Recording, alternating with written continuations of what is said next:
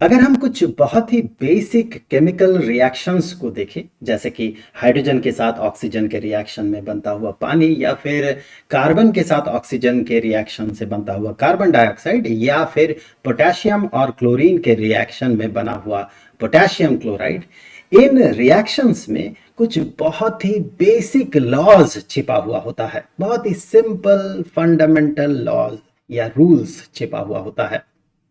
तो उन कुछ बेसिक फंडामेंटल रूल्स के बारे में ही आज हम बात करेंगे, जो कि केमिकल रिएक्शंस में एप्लीकेबल होता है। तो इन्हें कहा जाता है laws of chemical combinations. Chapter है some basic concepts of chemistry, और ये क्लास 11th के लिए केमिस्ट्री का चैप्टर है। तो उसी का ये topic laws of chemical combinations. यहाँ पर हम खासकर 4 तरह के लॉज के बारे में बात करेंगे। पहला तो है law of conservation of mass, दूसरा है लॉ ऑफ डेफिनेट प्रोपोर्शंस, और साथ ही साथ लॉ ऑफ मल्टीपल प्रोपोर्शंस, और साथ ही साथ गेल-लुसाक्स लॉ ऑफ गैसेस वॉल्यूम्स। और इन 4 लॉज को देखने के बाद हम ये देखेंगे कि डाल्टन ने जो एटॉमिक थ्योरी दिया था, वो एटॉमिक थ्योरी क्या है। वो बहुत पहले दिया हुआ एटॉमिक थ्योरी था, वो बहुत ही बेसिक एटॉमिक थ्योरी था, और कहा जाए तो पहला कोई सब्सटेंशियल एटॉमिक थ्योरी जो होगा, पहला सब्सटेंशियल एटॉमिक थ्योरी था। तो शुरू करते हैं law of conservation of mass से। ये लॉ, इसका जो क्रेडिट है, ये क्रेडिट जाता है एक फ्रेंच केमिस्ट ऑटवान लावोइजिए को। और ये लॉ ये कहता है कि किसी भी तरह के फिजिकल या केमिकल चेंज के दौरान मास में कोई चेंज नहीं होता। कहने का मतलब ये है कि एक से ज़्यादा रिएक्टेंट्स जो रिएक्ट करता है, रिएक्शन से पहले अगर इनका मास देखा जाए और रिएक्शन होने के बाद जो प्रोडक्ट बना, उन प्रोडक्ट्स का अगर मास मेज़र किया जाए, तो दोनों ही केसेस में, मतलब रिएक्शन से पहले का मास और रिएक्शन के बाद का मास जो होगा, ये बिल्कुल बराबर होगा।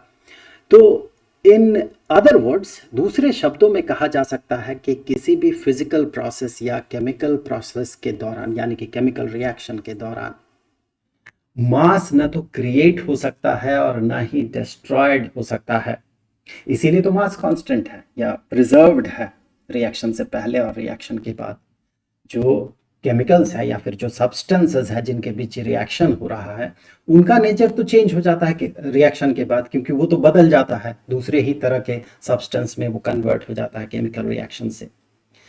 उस कन्वर्जन होने के बावजूद अगर मास में कोई चेंज नहीं होता है, इसका मतलब यही है कि मास न तो क्रिएटेड हो रहा है और न ही डिस्ट्रॉयड हो रहा है।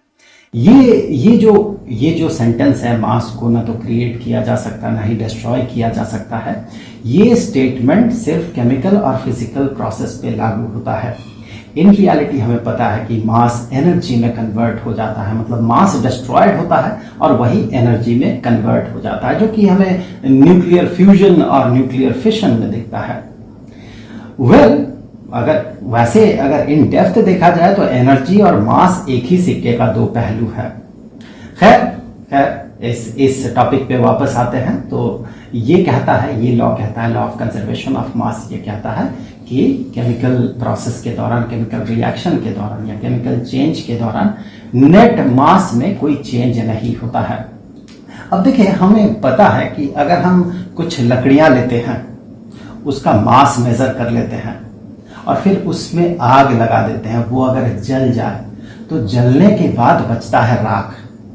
उस राख का मास और जलाए हुए लकड़ी का मास, जिस लकड़ी को हमने इकट्ठा किया था, जिन लकड़ियों को, उनका मास और राख का मास बराबर नहीं होता है। राख बड़ा हल्का हो जाता है, मतलब बहुत सारा लकड़ी जल जाता है और फिर बचा हुआ थोड़ा सा राख बचता है जिसका मास उतना नहीं होता है। तो फिर ऐसा क्यों होता है? क्या ये law of conservation of mass का वायलेशन है?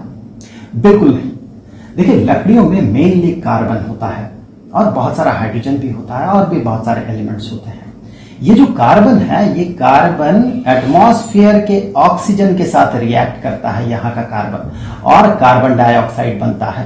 कार्बन डाइऑक्साइड जो ये जल के बनता है, वो कार्बन डाइऑक्साइड एटमॉस्फेयर में वो चला जाता है, उड़ जाता है, वो वहां रहता नहीं है, सॉलिड फॉर्म नहीं है उसका, वो गैसेस फॉर्म है। तो वो चला जाता है एटमॉस्फेयर में, विलीन हो जाता है, डिसॉल्व हो जाता है। तो यहाँ से अगर आप गौर से देखेंगे तो आप ये पाएंगे कि ये जो कार्बन है, यही कार्बन जो कि लकड़ियों में था, वही कार्बन कार्बन डाइऑक्साइड बन के चला गया। तो पहले जिन कार्बन्स का मास को भी इंक्लूड किया जा रहा था, लकड़ी का मास जब हम मेजर कर रहे थे, तो उनमें वो सारे कार्बन एटम्स भी थे, तो उनका मास भी हम कैलकुलेट कर रहे थे उस समय। लेकिन जैसे ही वो जल गया तो वो कार्बन वहां से चला गया। तो ये कोई आइसोलेटेड सिस्टम नहीं है, मतलब हम जो रिएक्शन कर रहे हैं उस रिएक्शन के दौरान जो प्रोडक्ट्स बन रहा है, जिसे कि हम राख के तौर पे देख रहे हैं, वो पूरा का पूरा प्रोडक्ट का अमाउंट नहीं है। इस प्रोडक्ट में और भी बहुत सारी चीजें हैं, मेनली कार्बन डाइऑक्साइड है और साथ ही साथ थोड़ा पानी भी रहेगा, वाटर वेपर, क्योंकि यहाँ पर लकड़ियों में हाइड्रोजन भी होता है, हाइड्रोकार्बन से बना हुआ होता है, मेनली ऑर्गेनिक कंपाउंड जो है हाइड्रोकार्बन्स होते हैं, हाइड्रोजन भी होता है उसमें। तो वो जो हाइड्रोजन है वो हाइड्रोजन ऑक्सीजन के साथ रिएक्ट करके पानी बन के भाप बन के चला जाता है। जो राख बचा हुआ होता है ये मेनली और भी जो एलिमेंट्स है जो कि ऑक्सीजन के साथ रिएक्ट करके ऑक्साइड्स बनाता है, वही सारी चीजें जो बची हुई कुछ चीजें हैं वो होती है। इसीलिए इन दोनों का मास बराबर नहीं होता है।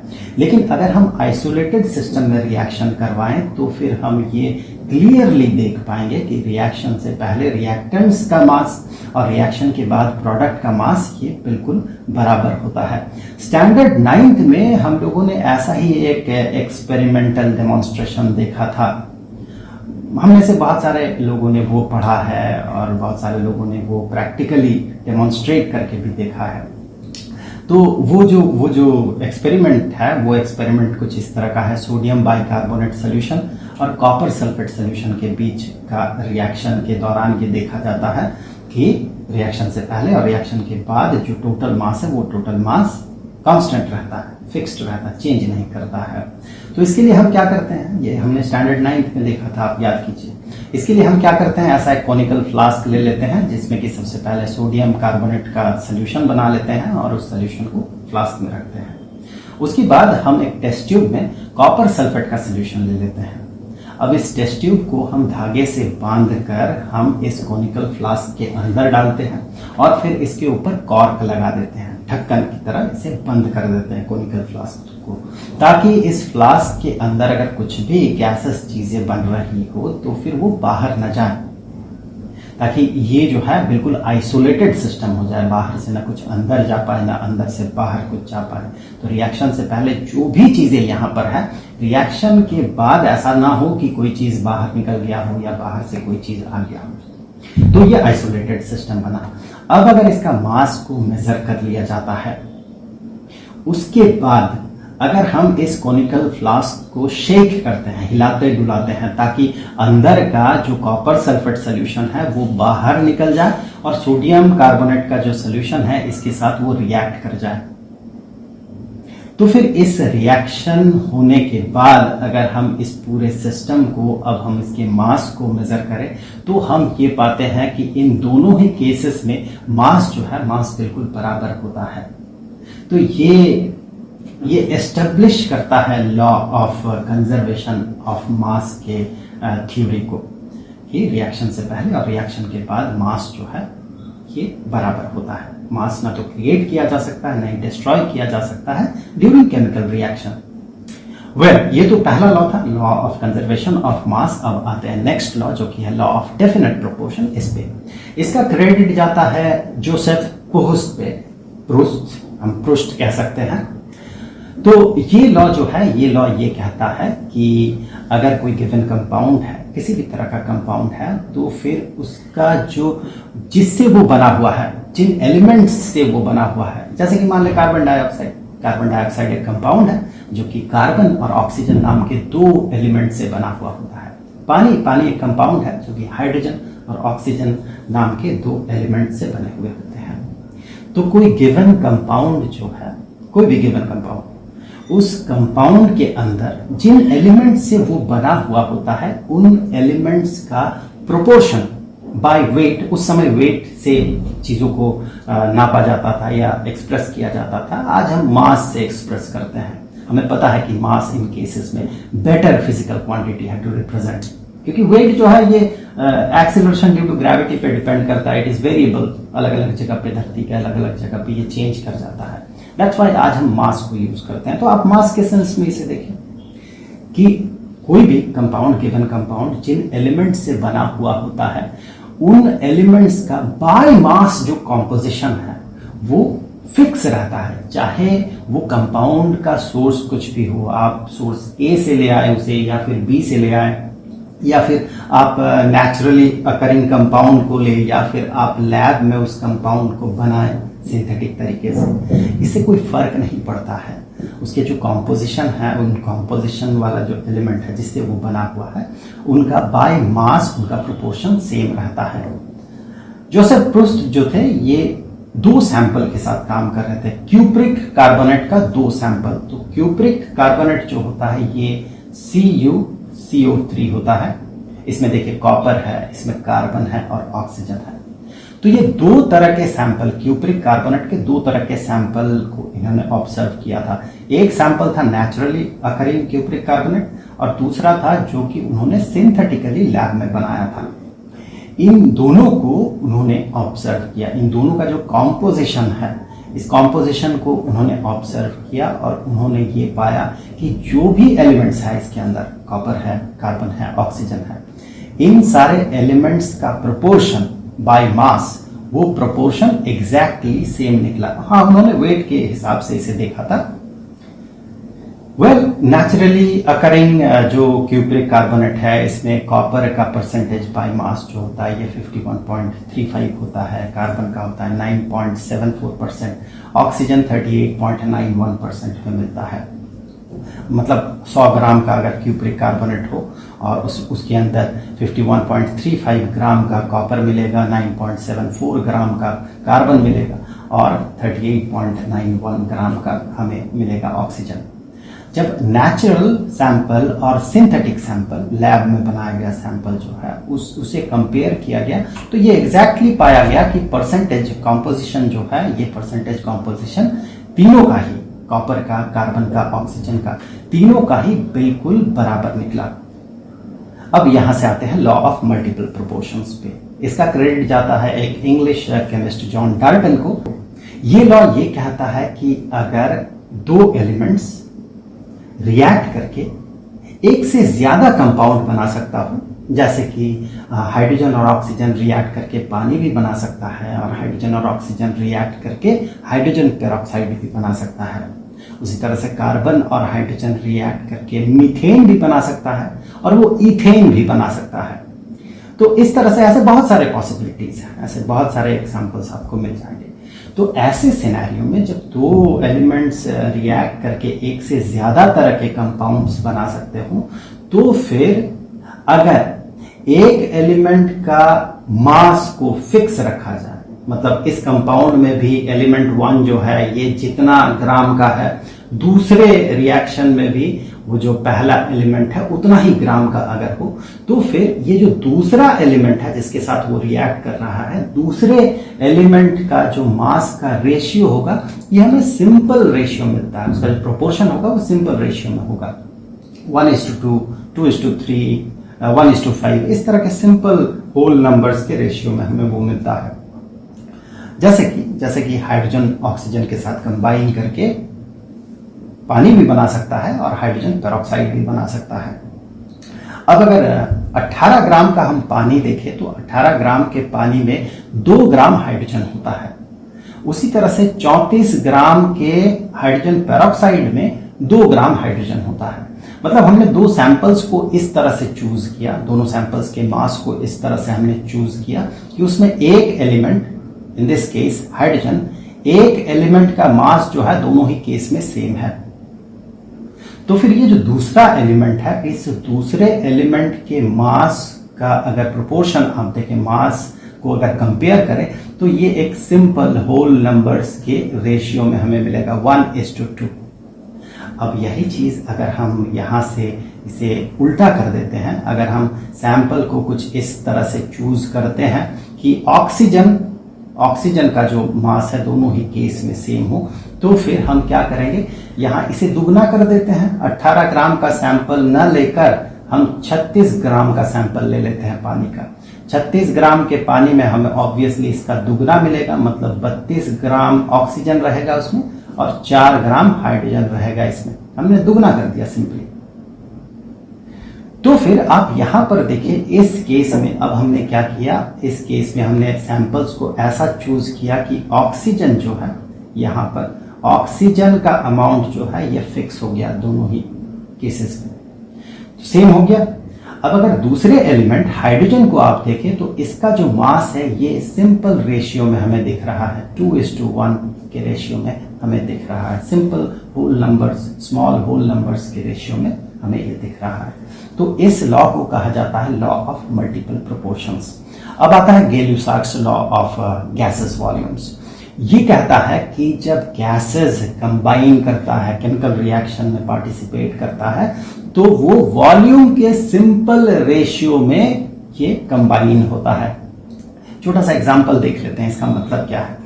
देखिए, हाइड्रोजन और ऑक्सीजन कंबाइन करता है, केमिकल रिएक्शन होता है इसमें, और वो पानी बनाता है। ऑब्वियसली वो इतना गर्म होता है उस रिएक्शन के दौरान कि वो पानी जो है वो वेपर फॉर्म में हमें मिलता है। तो तीनों ही देखिए गैसेस फॉर्म में है। रिएक्टेंट्स जो है, हाइड्रोजन गैसेस फॉर्म में है, ऑक्सीजन गैसेस फॉर्म में है, तो ये दोनों रिएक्टेंट्स हो गए। और रिएक्शन के बाद जो प्रोडक्ट बना पानी, वो वेपर फॉर्म में बनता है, क्योंकि वहां उतनी गर्मी होती है, उस रिएक्शन में बहुत ज्यादा हीट जो है इवॉल्व करता है, तो वो बहुत गर्म होता है। इसके कारण पानी जो है वेपर फॉर्म में वहां पर हमें मिलता है प्रोडक्ट के तौर पर, तो वो भी गैसेस फॉर्म में है। मतलब यहाँ पर प्रोडक्ट्स, या एक ही प्रोडक्ट है, प्रोडक्ट और रिएक्टेंट्स ये तीन है टोटल, तो तीनों गैसेस फॉर्म में है। और ये लॉ ये कहता है जब गैसेस कंबाइन करता है तो वो सिंपल रेशियो बाय वॉल्यूम, मतलब उसका जो वॉल्यूम होता है वो सिंपल रेशियो में होता है। तो यहां पर देखिए, हाइड्रोजन जो है, हाइड्रोजन अगर 100 मिलीलीटर का हाइड्रोजन को 50 मिलीलीटर के ऑक्सीजन के साथ केमिकल रिएक्शन करवाया जाए तो 100 मिलीलीटर का वाटर वेपर मिलता है। पिक्टोरियली इसे हम ऐसे देख सकते हैं, थोड़ी देर बाद देखेंगे हम इसे पिक्टोरियली। तो फिर यहां अगर आप रेशियो देखें, हाइड्रोजन ऑक्सीजन वॉल्यूम रेशियो अगर देखें, और फिर water vapour, water gases form में, सो इसका अगर वॉल्यूम का रेशियो देखें तो हाइड्रोजन जो है ये 100 मिलीलीटर, ऑक्सीजन 50 मिलीलीटर के साथ ये रिएक्ट करता है, और ये पानी जो बनाता है ये 100 मिलीलीटर का पानी बनाता है। तो इनका अगर आप रेशियो देखें तो ये बहुत ही सिंपल नंबर्स का रेशियो है, 2:1:2। तो जब गैसेस कंबाइन होता है तो फिर ये वॉल्यूम के सिंपल रेशियो में कंबाइन होता है। तो यहाँ पर हाइड्रोजन और ऑक्सीजन जो कंबाइन हुआ, ये देखिए सिंपल रेशियो में, ये वॉल्यूम के सिंपल, मास के नहीं, वॉल्यूम के सिंपल रेशियो में ये कंबाइन हुआ।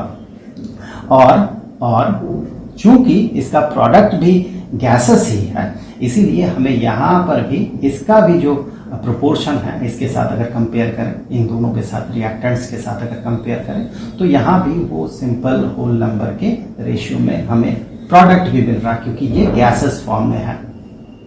अगर ये सॉलिड होता तो फिर हम इस चीज को, प्रोडक्ट को यहाँ पर इंक्लूड नहीं करते।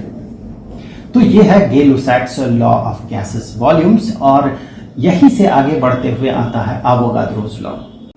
तो इसका क्रेडिट जाता है एक इटालियन साइंटिस्ट अमेलियो आवोगाद्रो को।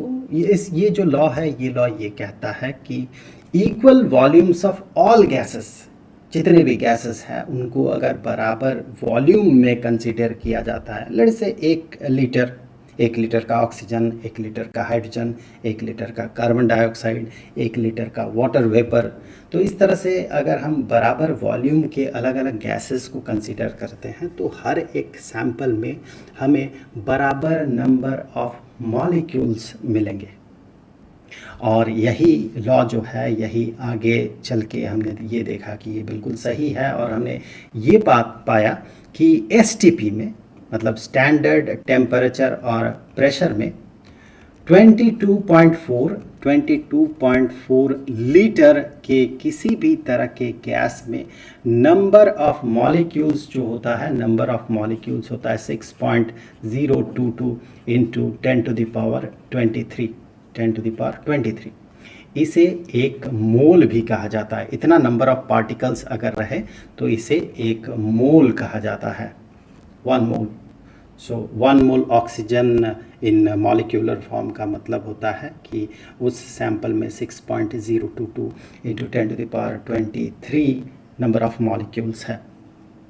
एसटीपी का मतलब होता है standard temperature and pressure. Standard temperature में टेम्परेचर को 0 डिग्री सेल्सियस यानी कि 273.15 इतना केल्विन कंसीडर किया जाता है, और प्रेशर जो होता है, स्टैंडर्ड प्रेशर जो होता है, वो नियरली 1 एटमॉस्फेरिक प्रेशर होता है, और ये होता है 0.987 इतना एटमॉस्फेरिक प्रेशर।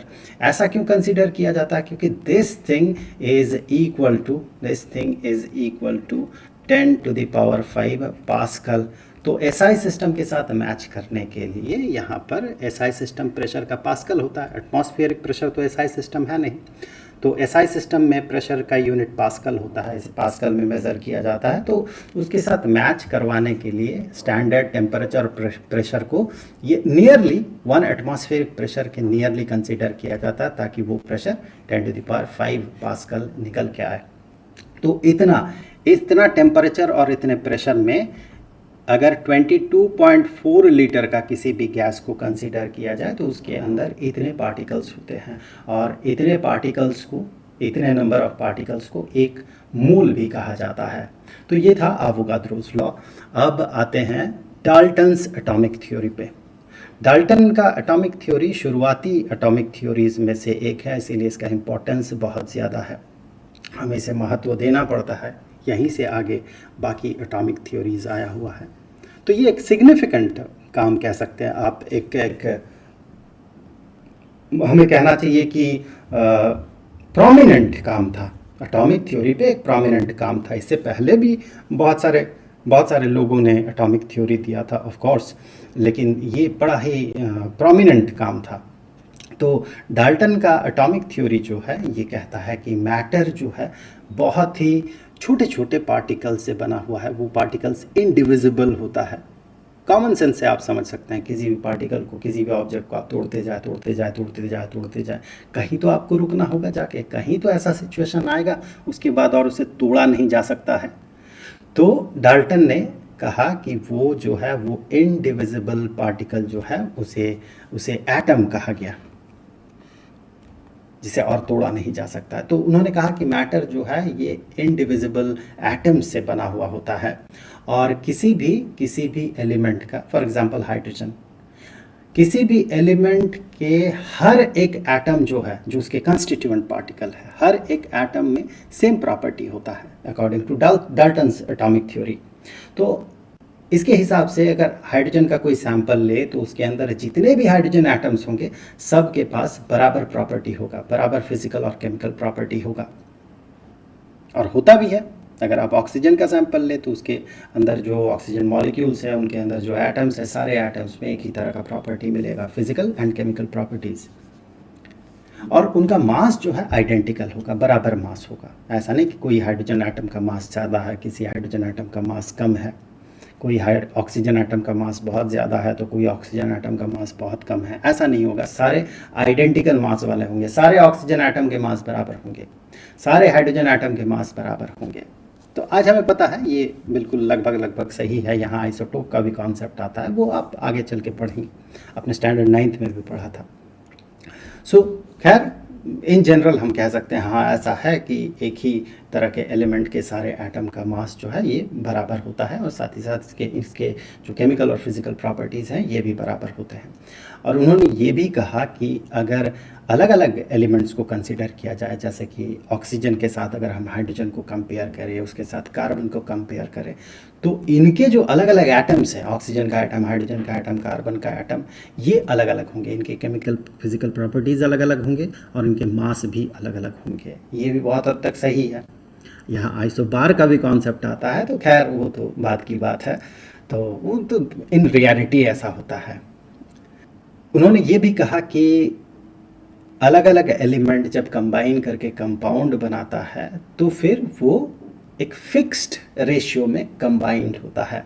आप याद कीजिए कि कोई एक ऐसा हमने पढ़ा है थोड़ी देर पहले, कोई एक ऐसा लॉ पढ़ा है जो कि इस चीज़ को डिपिक्ट करता है कि कंपाउंड जिन एलिमेंट्स से बना हुआ होता है वो सिंपल या वो फिक्स्ड रेशियो में कंबाइन होता है।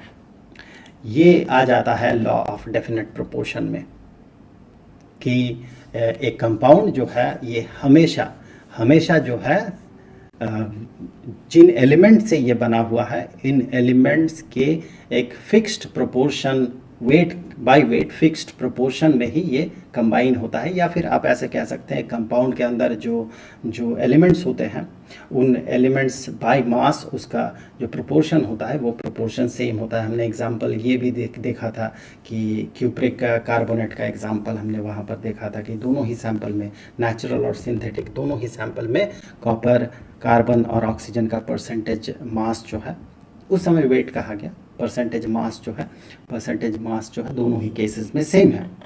तो वही चीज़ यहाँ पर अलग शब्दों में कहा गया कि कंपाउंड जब अलग अलग एलिमेंट मिलके कंपाउंड बनता है तो उस समय वो अलग अलग एलिमेंट जो है एक फिक्स्ड रेशियो में ही कंबाइन होता है। जैसे कि अगर हाइड्रोजन और ऑक्सीजन कंबाइन होके पानी बन रहा है तो हमेशा हमेशा हमेशा 2 ग्राम हाइड्रोजन 16 ग्राम ऑक्सीजन के साथ रिएक्ट करके 18 ग्राम पानी देगा। मतलब यहाँ ऑक्सीजन और हाइड्रोजन या फिर हाइड्रोजन और ऑक्सीजन का जो बाय मास रेशियो होगा ये 1:9 होगा, 1:8 होगा, 1:8 होगा। 2 ग्राम और 16 ग्राम 1:8 होगा, हमेशा होगा, हमेशा। So compounds are formed when atoms of different elements combine in a fixed ratio. अब चौथा जो इस थ्योरी का चौथा पार्ट है वो ये है कि केमिकल रिएक्शन जब होता है तब एटम का रीऑर्गेनाइजेशन होता है। मतलब यहाँ से एटम वहाँ चला जाता है, वहाँ का एटम यहाँ पर चला आता है। अब किसी भी केमिकल रिएक्शन में देखिए केमिकल रिएक्शन हो रहा है तो इसका एक पार्ट टूट कर मॉलिक्यूल से एक एटम टूट के मे बी आयनिक फॉर्म में उसे भी हम एटम ही कहेंगे। सो एटम टूट के इसके साथ जुड़ गया होगा या फिर ये इसका एक एटम टूट गया होगा, यहाँ एक एटम टूट के निकला होगा, दोनों एटम मिलकर मॉलिक्यूल बना रहा होगा। इस तरह से अलग अलग तरह से प्रोडक्ट बनता है। तो केमिकल रिएक्शन के दौरान क्या होता है एटम का रीऑर्गेनाइजेशन होता है, यहाँ से वहाँ, वहाँ से यहाँ, ये रीऑर्गेनाइज करता है। और ये जो एटम्स हैं इन्हें न तो क्रिएट किया जा सकता है और न ही डिस्ट्रॉय किया जा सकता है ड्यूरिंग केमिकल रिएक्शन। ये भी एक लॉ में हमने देखा था और वो था law of conservation of mass. Law of conservation of mass ये कहता है कि किसी भी फिजिकल या केमिकल चेंज के दौरान नेट मास में कोई चेंज नहीं होता है। इन अदर वर्ड्स मास को न तो क्रिएट किया जा सकता है न ही डिस्ट्रॉय किया जा सकता है ड्यूरिंग अ केमिकल चेंज और अ फिजिकल चेंज। तो ये डाल्टन का एटॉमिक थ्योरी का चौथा पार्ट। तो अब हम लोग इसके बाद बात करेंगे एटॉमिक और मॉलिक्यूलर मासेस पे। तो उस वीडियो का लिंक आपको यहाँ पर स्क्रीन पे मिल जाएगा और ये जो पूरा चैप्टर है इस पूरे चैप्टर का जो प्लेलिस्ट है इसका लिंक आपको नीचे डिस्क्रिप्शन बॉक्स में मिल जाएगा। तो जल्द मिलते हैं अगले वीडियो में, तब तक के लिए खुश रहें। Good bye.